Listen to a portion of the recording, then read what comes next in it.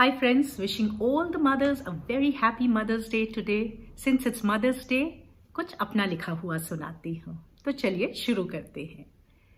जब छोटे थे तो टीचर कहती थी write an essay on your mother। तो क्या लिखते थे?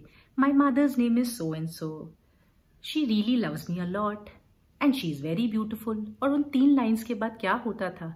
दिमाग की बत्ती गुल हो जाती थी, क्योंकि माँ तो उतना ही समझ में आती थी। और उसके बाद उस ऐसे को कंप्लीट कौन कराता था? मेरी तो मदर ही कराती थी as part of the homework. आपकी कौन कराती थी? आप सोचिए। समय बीतता गया। जब टीनेज आई तो आर्ग्यूमेंट शुरू हो गए। थोड़े और बड़े हुए तो कहने लगे हमें सब पता है। लेकिन आज समझ में आया कि सब कुछ नहीं पता है, क्योंकि आज मैं भी एक मदर हूँ। माँ के बारे में सोचती हूँ तो उनके खाने से, उनकी बातों से, उनकी हर एक हरकत से कभी हंसी आती है तो कभी रोना आता है।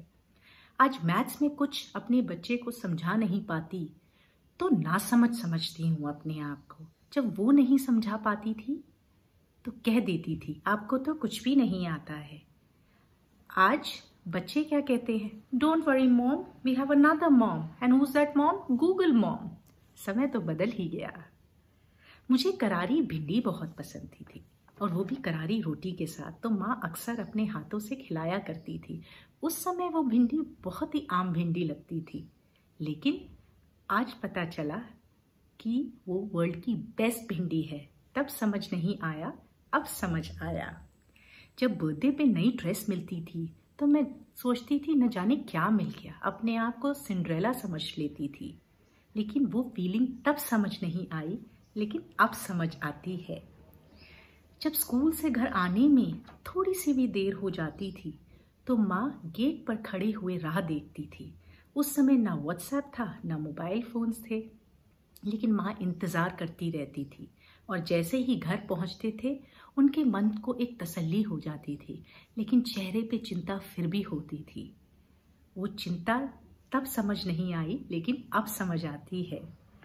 जब मैगी में मम्मी सब्जी मिलाकर खिलाती थी तो मेरा चेहरा तो नूडल जैसा बन जाता था, और आज जब मैं सब्जियां मिलाकर मैगी कबीर को देती हूँ तो उसका भी चेहरा नूडल जैसा हो जाता है। तब समझ नहीं आया, लेकिन अब समझ आता है कि ऐसा क्यों होता है।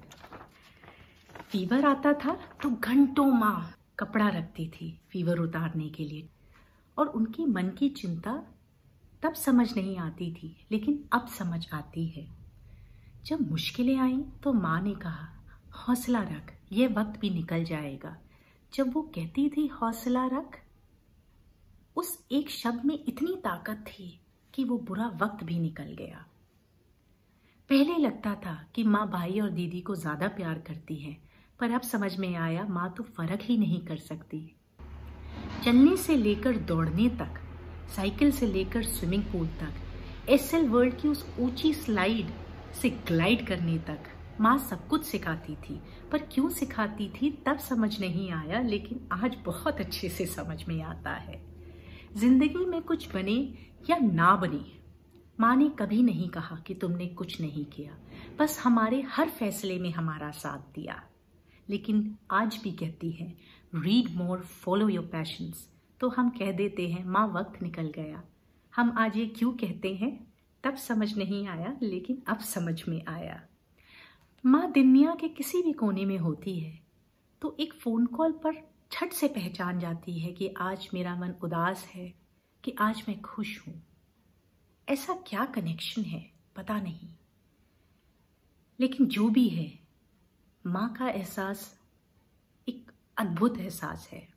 और अगर आज कोई टीचर बोलेगी कि write an essay on mother, then एक किताब भी कम पड़ जाएगी, क्योंकि तब समझ नहीं आता था, लेकिन अब समझ आता है कि माँ कौन है, माँ क्या है।